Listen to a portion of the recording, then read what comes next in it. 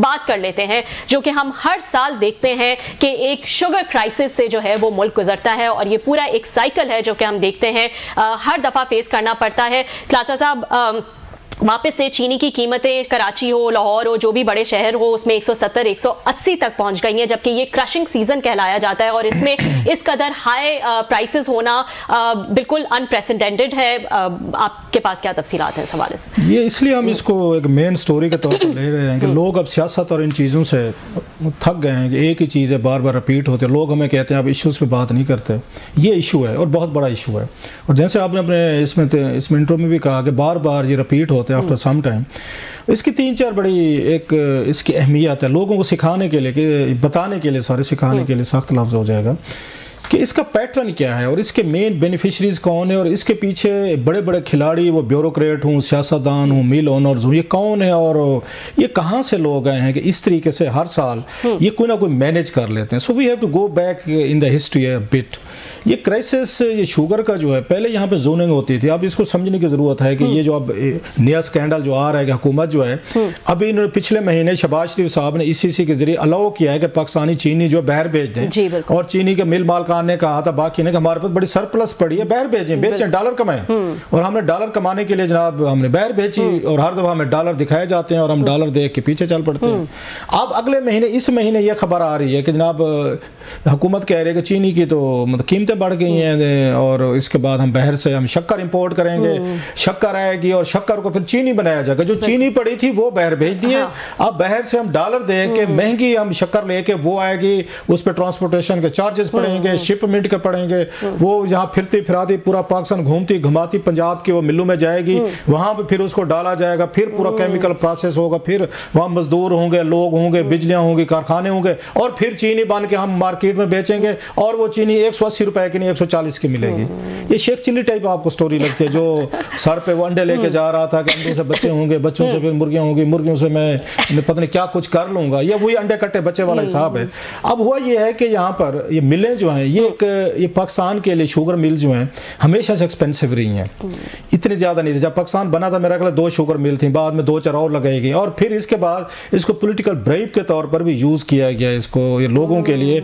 और क्योंकि इसमें जो मेन इसमें गुड़ डाला गया वो शरीफ फैमिली के खुद दौर में हुआ, क्योंकि इत्तफाक फाउंड्री वगैरह खुद भी बहुत सारा इसी बिजनेस में शामिल थे, इसे शुगर मिलें बनाने के हवाले से या दीगर चीज़ों के हवाले से उनके पास अगेन क्योंकि उनकी फैक्ट्री थी सरिया वगैरह सारी चीज़ों की, सो ये एक्सपर्टीज़ भी उनके पास वहाँ पर मौजूद थी। इन्होंने खुद एक स्टेज पे जो काटन एरिया में 2 जोनिंग थी कि आपने काटन जोन जो है स्पेशली सराइकी बेल्ट जो है, सराइकी इलाके जो हैं वहाँ पे जो काटन होती है, आपने वहाँ पे शुगर मिल्स नहीं लगानी ताकि शुगर मिल्स की वजह से काटन एरिया डिस्टर्ब ना हो। पाकिस्तान के 60% ये प्लस जो हमारी ये इंडस्ट्री है, आप उसको एक्सपोर्ट इंडस्ट्री कहें, ये एग्रो बेस्ड है। एग्रो बेस्ड मीन के कॉटन बेस्ड, और हम काटन बाहर भेजते थे, सेल करते थे, बेचते थे। आज का लोग नहीं मानेंगे, $2 बिलियन की हर साल हम बाहर से मंगवाते हैं, जो हम काटन बाहर भेजते थे। रीजन क्या बनी है? शुगर इंडस्ट्री बनी है। शुगर आपने शिफ्ट की सराइकी इलाकों में भेजी, वहां पे जो लोग काटन को काश करते थे उन्हें गन्ने के आपने कीमतें ज्यादा देना शुरू की। बड़ी बड़ी बिग फैमिलीज थी, इसमें पॉलिटिशियन थे, इसमें ब्यूरोक्रेट थे, आपने वहां पे लगाई, आपने गन्ने की कीमत ज्यादा दी, लोगों ने उसके बाद ये काटन बंद की। अब काटन की प्रोडक्शन डिक्लाइन हुई, आपको बाहर से मंगवानी पड़ गई। आपने कहा जी हम ये शुगर में हम अपने आप को वो कर खुद कफील कर रहे हैं। इस वक्त पाकिस्तान में जो शुगर मिल है 80 के करीब है। उस वक्त जब पाकिस्तान बना था 2 के करीब थे, अब 80 शुगर मिल। अब 80 शुगर मिलों को रॉ मटेरियल चाहिए, उनको गन्ना चाहिए, उनको खेत चाहिए, उनको वहां पे मजदूर चाहिए, चीजें चाहिए। सो सब ने रुख किया वहां पे, जोनिंग को खत्म किया गया जो शहबाज शरीफ साहब और कंपनी इनके दौर में हुआ। इन्होंने जोने खत्म कर दी कि काटन बेल्ट में भी लग सकते हैं, बल्कि इन्होंने पिछले मतलब 5-10 साल पहले अपनी मिलें भी वहीं पे शिफ्ट की, जिस पे उस पर कोर्ट कचहरी में केसेस भी चले थे, इन्होंने कहा वहीं पर लेके जाते हैं। अब उसका बदले में इन्होंने जो काम किए कि अब आपने ये चीनी तो पैदा कर ली, बेचेंगे कहाँ? क्योंकि चीनी हमारी महंगी थी, सरप्लस है भाई। इन्होंने एक नया तरीका वारदात निकाल दिया कि ज्यादा चीनी पैदा करो हम बाहर भेजेंगे। जब सरप्लस पैदा कीजिए, हम एक्सपोर्ट करना चाहते हैं लेकिन महंगी है, हम जब तक इसको सस्ता नहीं करेंगे इंटरनेशनल मार्केट में बिडर हमसे लेगा नहीं, हम कैसे बेचेंगे? अब सब्सिडी दो जनाब। फिर they came out with the idea of subsidising the sugar export को। और पहली दफा नवाज शरीफ साहब का जो इनका था तीसरा या दूसरा इनका वो था दौर हुकूमत दूसरा था, इन्होंने अपनी शुगर मिलों को इन्होंने सब्सिडाइज किया, पैसे दिए और उस वक्त जब ये उसमें हुए थे, नवाज शरीफ साहब की हुकूमत टॉपल हुई थी, इन पे बाकायदा शुगर सब्सिडी का भी एक केस बना हुआ था। लोगों को याद नहीं होगा 90s में, कहाँ याद होगा कि इन पे वो केस बना था। सो पहले जो केसेस बने थे नवाज शरीफ साहब एंड कंपनी में, शरीफ फैमिली से रिलेटेड, वो सब्सिडी केसेस भी थे कि आपने अपनी ही मिलों को, इनकी मिलें भी थी, आपने सब्सिडी दी है। अब इसको फास्ट फॉरवर्ड करते हैं। अभी हमारे ये मतलब इमरान मकराना साहब जो हैं, बड़े अच्छे रिपोर्टर हैं और बड़ी अच्छी उन्होंने कुछ छोटी सी रिसर्च की है। ये मैं सब्सिडी से करके आ रहा हूँ, फिर मैं आता हूँ मौजूदा इन स्कैंडल पे कि इनका कैसे एक पैटर्न है, ये कैसे लूटमार की जाती है और लोगों के जेबों से पैसा कैसे निकाला जाता है।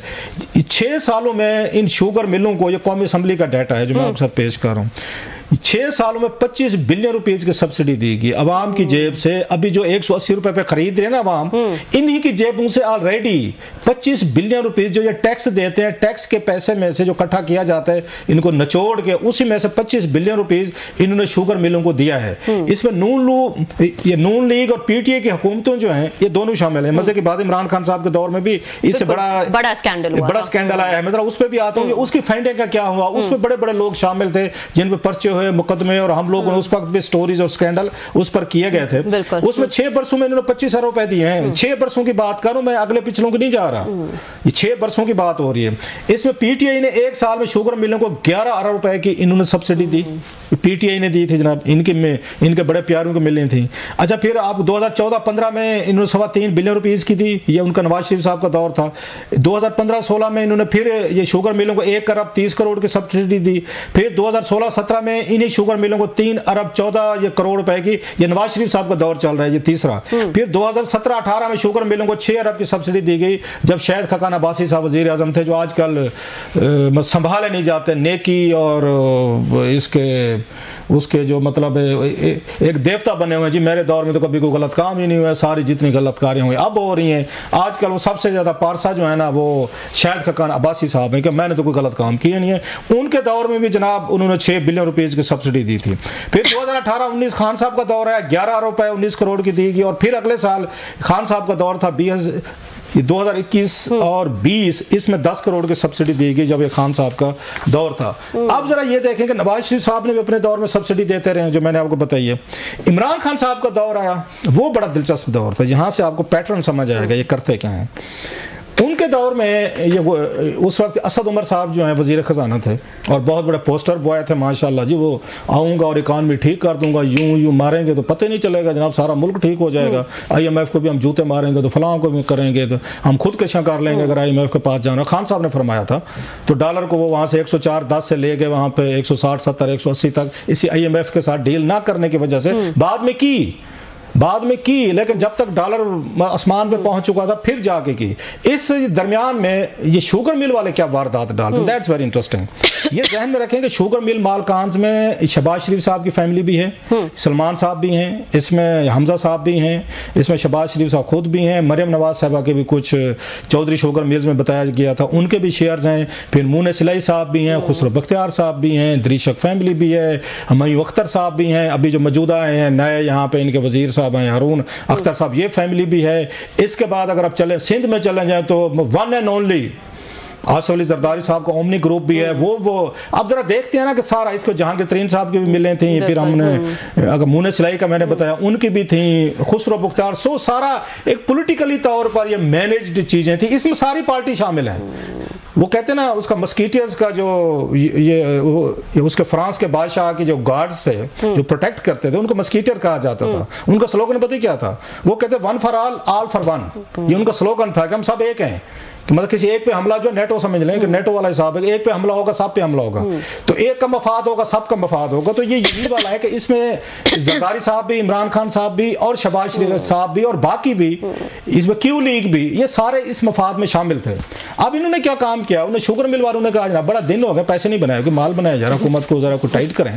उन्होंने साक ये सारे ये अब्दुल रज़ाक दाऊद साहब जो हैं ये एडवाइजरी बोर्ड के उन्होंने इनको रब्ता किया। उन्हें सबसे भोला वही लगा कि इसको हम जरा उल्लू या मामू बनाया जा सकता है। ये पीटीआई के दौर, ये पीटीआई दौर की बात कर, वजीर थे उस वक्त कॉमर्स के, वो उनके पास थे। अच्छा, वो जो अब्दुल रज़ाक दाऊद साहब हैं वो अपने को गोरा स्टाइल में पेश कर दें, अंग्रेजी उसी स्टाइल में बोलेंगे, रहो रख रखाओ, तो उनको थोड़ा सी आप पंप कर दें कि जनाब, तो वो उसके बाद आसमान पे चढ़ जाते हैं और उनको उन्होंने आसमान पे चढ़ाया। इन्होंने ये शुगर मिल वालों ने बाकायदा, अच्छा, उनका वो अगेन वही मैंने कहा कि उसमें गोरे स्टाइल में अंग्रेजी बोल के बड़े खुश होते हैं लोग, आगे से उनको दाद देते हैं, मेरे जैसे कोई तबलची मतलब बैठे होते हैं खुशामदी बैठे। उन्होंने कहा जनाब कि आपको हमारे पास डॉलर आपको कमाने का हम एक नादिर हम नुस्खा देते हैं। उन्होंने बताएं, क्योंकि हर किसी को डॉलर चाहिए, खान साहब डॉलर का सुनते थे तो पीछे चल पड़ते थे। उन्होंने कहा जनाब हमारे पास 20 लाख टन यहाँ पे ये चीनी पड़ी हुई है, 20 लाख टन सरप्लस और गोदामों में ज़ाहिर हो कीड़े मकोड़े खा रहे हैं, इनको बेचें। उन्होंने कहा यार आप सच बोल रहे हैं? उन्होंने कहा मैं सच बता रहे हैं, हम इनको रिपोर्टें दें। उन्होंने इनको रिपोर्टें दे दी कि हमारे पास 20 लाख टन जो है ना सरप्लस ये चीनी पड़ी हुई है, इसको एक्सपोर्ट करें और हमें सब्सिडी लेके दें। वो ये प्रपोजल लेके गए इकोनॉमिक कोऑर्डिनेशन कमेटी में, वहां पे असद उमर साहब के क्रेडिट बनता है, उनको ये अप्रिशिएट करना चाहिए। उन्होंने 2 मौकों पर इनको वो किया, डेवलपमेंट के हमारे पास पैसे नहीं है, हम पहले लोन ले बैंकों से पैसे ले रहे हैं, हम कमर्शियल कर्जे ले रहे हैं, हम IMF के पास जा रहे हैं, हम दीगर ले रहे हैं, आप इधर से नई पार्टी पकड़ कर आ गए हैं कि इनको पैसे दें, हमारे पास नहीं है। ये क्रेडिट है असद उमर का, उन्होंने 2 दफा रिफ्यूज किया। ये सीधे जा पहुंचे, इन्होंने वही अपनी गोरा स्टाइल में अंग्रेजी मारी इमरान खान साहब पे। वो भी सुने अंग्रेजी सुन के बड़े मुतासर होते हैं, कहते तो बड़ा रहते हैं कि जनाब गोरों को मैं बड़ा जानता हूं, लेकिन अक्सर वो भी अंग्रेजी सुन के मुतासर हुए कि जनाब ये कह रहा है, उन्होंने जनाब क्या जी श्योर? हुआ sir I am sure, 20 lakh ton पड़ी हुई हमें।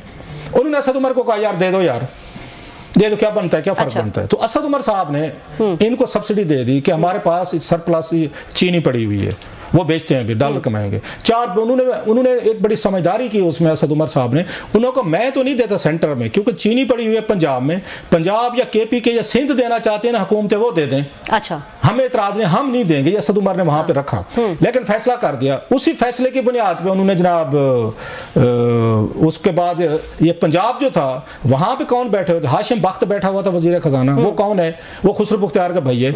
उसका आगे एक और भाई मखदूम है, उनकी शुगर मिले हैं। उन्होंने बैठ के, हाशिम बख्त ने वजीर खजाना था जिसकी अपनी शुगर मिलने थी, उन्होंने 4 बिलियन रुपीज की सब्सिडी दी, जिसमें जहांगीर तरीन साहब की मिले हुई, उनके मामू चाचे थे उनको मिली, इसमें मुने सलाई साहब की मिले थी, उसमें उसके बाद आपकी उसमें खुसरो बुख्तियार या हाशिम बख्त के भाई की मिलने थी, उनको उन्होंने 4 बिलियन और 2-4 को और भी दिया। इन्होंने उनको 4 बिलियन दिया कि तुम एक्सपोर्ट करो, और कुछ उन्होंने वहां सिंध में भी कुछ करोड़ों में थी, ज्यादा नहीं थी, वहां भी दी गई। साथ में एक शर्त रखी गई थी कि भाई साहब जब आप एक्सपोर्ट कराते हैं लोकल कीमतें बढ़ जाती हैं, जैसे आप बढ़ गई हैं 180 तक चली गई, उस वक्त 52 रुपए थी कीमत, जहन में रखिएगा। जब इमरान खान साहब अलाउ कर रहे थे चीनी की एक्सपोर्ट की जाए, the price was 52 rupees per KG. इन्होंने वहां से जो ही ये खबर फैली, वो साथ ही कीमत 70 रुपए चली गई। अच्छा, ये तय हुआ था कमेटी उसमें इकोनॉमिक कोऑर्डिनेशन कमेटी के इजलास में कि हम एक या इंटर मिनिस्ट्रियल मीटिंग होगी जिसको ये वजीर खजाना चेयर करेंगे, और उसमें रजाक दाऊद भी थे, फाइनेंस मिनिस्टर, दीगर लोग थे,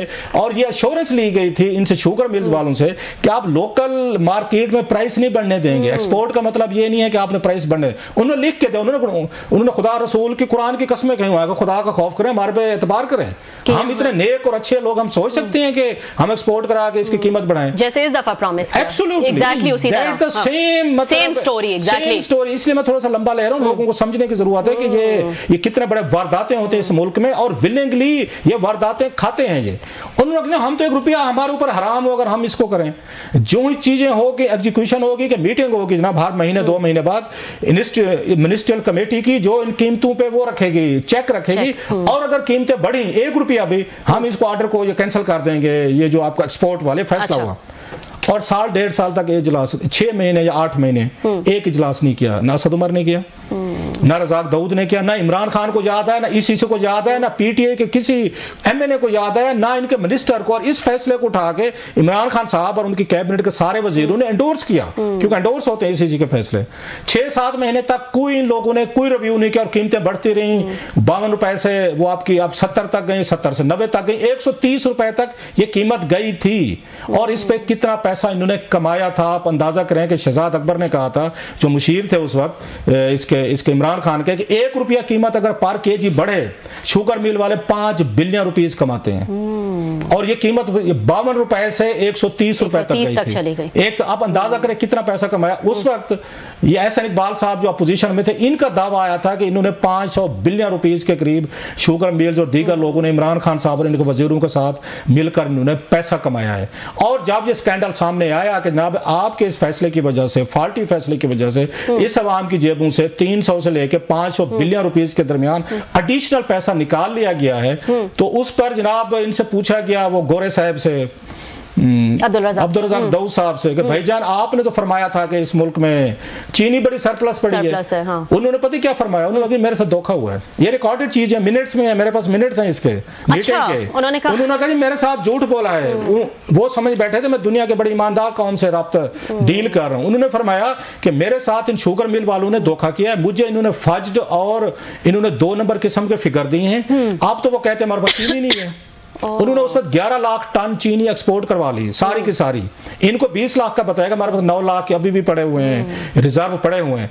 वो अब कहते गलती हो गई। वो भाई तेरी गलती की वजह से अगर तू अब ये इमरान खान साहब के वो वजीर थे जो कहते थे मैंने टीम कटी हुई है, ये इमरान खान की टीम का सबसे बड़ा मिडल ऑर्डर थे या बैट्समैन ओपनर थे जो भी थे, अब्दुल रज़ाक दाऊद साहब जो हैं, ये उनका लेवल ऑफ उनका डिसीजन मेकिंग था उसमें आपकी टीम का कि अब्दुल रज़ाक दाऊद ये कह रहा है कि मेरे साथ उन्होंने धोखा किया है, मुझे गलत इंफॉर्मेशन दी, मुझे फर्स्ट फिगर दे दिए, मेरे साथ तो फ्रॉड हो गया। उन्होंने कहा जनाब के हमारे पास चीनी पड़ी हुई है चीनी, और कहते अब मैंने उनसे पूछा है जनाब के, वो कहते हमारे पास स्टॉक नहीं है। सो ये बेसिकली जो एक्सपोर्ट करवा रहे थे, ये एक्सपोर्ट से डॉलर नहीं कमाने थे। अच्छा आपने चीनी किसको भेजी थी पता है? कोई डॉलर नहीं कमाए थे आपने, चाइना को भेजी थी और साथ में अफगानिस्तान को भेजी थी। और तो बेचते नहीं, आप लेते नहीं। इस दफा भी अफगानिस्तान जा रहे क्योंकि बट और उसमें बहुत बड़ा स्कैंडल बना था, आपको याद इंक्वायरीज हुई थी। इसके बाद जो ये स्कैंडल सामने इमरान खान साहब ने अच्छा बनने की अदाकारी फरमाई, वहां के जनाब इसकी इन्वेस्टिगेशन होनी चाहिए। फैसला तो आपका था ना, आपने कभी 6-8 महीने में पूछा, आप कैबिनेट के इजलास लेते थे, हर हफ्ते लेते थे। आपने असद उमर से, आपने अब्दुल रज़ाक दाऊद से, फाइनेंस से, एग्रीकल्चर से पूछा कि हमने जो फैसला किया था और चीनी की कीमतें बढ़ी, रोजाना टीवी पे आ रहा है, अखबार में आ रहा है, शोज में आ रहा है, इसका क्या करना है? आपने पूरी वारदात होने दी, स्कैंडल होने दी, अरबों रुपए आपके प्यारे लाडले जो थे वो लुटा के ले गए। उसके बाद आपको याद आ गया पर्चे करो, FIA करो। ये जिस डॉक्टर रिजवान की बात करते हैं ना, ये कहते हैं ना हार्ट अटैक से जिसकी डेथ हुई थी, और ये कहते हैं शरीफों के खिलाफ वो तहकीकात कर रहे थे और उन पर इल्जामात लगाते हैं। ये बेसिकली ये उस वक्त FIA लाहौर के डायरेक्टर थे और ये इन्वेस्टिगेशन कर रहे थे। जब इन पे दबाव आया, सियासी दबाव आया खान साहब पे, इन्होंने सबसे पहले डॉक्टर रिजवान को वहां से हटाया था इन्वेस्टिगेशन से, जो इनके शुगर मिल्स वालों के खिलाफ कर रहे थे। उनको पहले हटाने वाले इमरान खान साहब खुद थे। इन्होंने उनको हटाया था कि अब तुम शुगर स्कैंडल को तुम इन्वेस्टिगेट नहीं करोगे। और इसमें जिन लोगों के नाम आए थे, जिन लोगों ने पैसा बनाया था, उसमें शहबाज शरीफ साहब थे, उसमें सलमान साहब थे, उसमें हमजा साहब थे, उसमें मुने सलई साहब आ रहे थे, इसके बाद जहांगीर तरीन साहब थे और बहुत सारे लोग थे जिसमें उनके ओमनी ग्रुप था जिन लोगों ने पैसे बनाए थे। ये इसका मकसद ये नहीं था कि इन लोगों ने कोई एक्सपोर्ट से पैसा बनाना था, नो। इन लोगों ने जब एक्सपोर्ट के नाम पे लोकली तौर पर चीनी को महंगा करके बेचना था, एक्सपोर्ट से बड़ा पैसा कमाना, ये इनका लोकल इनकी वारदात थी कि जैसे 52 रुपए से अगर आप एक्सपोर्ट का नाम ना लेते तो आपने कहना शुरू कर दे, देखिए चीनी बाहर जा रही है, खत्म हो रही है, मार्केट में पैनिक होना शुरू हुआ और लोगों पर चीनी नहीं है, मतलब गोदाम में नहीं है, स्टॉक में नहीं है, पैनिक बाइंग आपकी शुरू हुई तो 52 रुपए सप्लाई एंड डिमांड का मसला पैदा हुआ, प्राइसेस बढ़ती गई। 1 रुपीज आपने, ये उसने कहा था जो मैं रिपीट करूं, अकबर ने, ये शहजाद अकबर साहब ने 5 बिलियन रुपीस बढ़ा था। आपने बैठ के बेसिकली 4 या 5 मिलियन एक्सपोर्ट की, ये वारदात है इनका, मिली मतलब इनकी जरा मिली भगत देखें, 4-5 मिलियन एक्सपोर्ट की या 10 थे मेरा ख्याल है, और टोटल 80 हैं, तो ये बाकी 70 ने क्यों नहीं की? उन्होंने 1 टन 10 टन उन्होंने डॉलर क्यों नहीं कमाए? उन्होंने बिडिंग में शिरकत क्यों नहीं की? ये पहले से तय था कि 10 मिलियन अपना क्लाउड यूज करके ये एक्सपोर्ट करवाएंगी, उसके बाद जो पैसा बनेगा फिर ये 70 ये कमाएंगे। 1 for all for one, musketeers, वही वाला असूल कि उन 4-5 लोगों को इस्तेमाल करके we will maintain earn billions of rupees, और इन्होंने कमाया। और उसके बाद इंक्वायरी हुई जिसमें उस्मान बुजदार को बुलाया गया, FIA ने इंक्वायरी की, वाजिद जिया साहब जो थे FIA के डायरेक्टर DG उन्होंने की, उसमें उमर असद साहब, असद उमर साहब, अब्दुल रज़ाक दाऊद साहब और ये आपके उस्मान बुजदार साहब और हाशिम साहब को बुलाया गया। ये सारे इंक्लूडिंग असद उमर और अब्दुल रज़ाक दाऊद, ये सारे इंक्वायरी को मुतमिन करने में नाकाम रहे। इस मुल्क में कोई कानून और आइन होता और इमरान खान साहब इंसाफ करते, नाम तो तहरीक इंसाफ रखा था, तो इन तमाम वज़रा को डिसमिस करते, उस्मान बुज़दार को डिसमिस करते, अपने लाडले को, असद उमर को करते, अब्दुल रज़ाक दाऊद को करते, हाशिम बख्त को करते, पूरी ECC को उड़ाते और अपनी गलती मानते कि हाँ मैंने एक एज ए प्राइम मिनिस्टर इस फैसले को एंडोर्स किया था। और इन पे केसेस होते, इन पे पर्चे होते, इन पे मुकदमे करवाता इमरान खान साहब, मैं मानता कि हाँ ये इंसाफ कर रहे हैं। इन तमाम लोगों को इन्होंने बचाया, कोई एक वजीर को डिसमिस नहीं किया गया, किसी को नहीं हटाया गया। इसी अवाम की जेब से 500 बिलियन रुपीज जो है ना इन्होंने निकलवा लिए थे, और आज वही इमरान खान इस कौम का बादशाह, कौम कहती है इसके बगैर तुम्हारा काम नहीं चलेगा, खान को वापस लो, मुल्क बचाओ। मैं तो बड़ा हक में हूँ कि खान को ले आए, इस मुल्क को बचाएं, इस मुल्क की तबाही फिरी है। अब जो मौजूदा ये फिरी है, ये तबाही जिसकी हम कर रहे हैं, ये तो बैकग्राउंड था।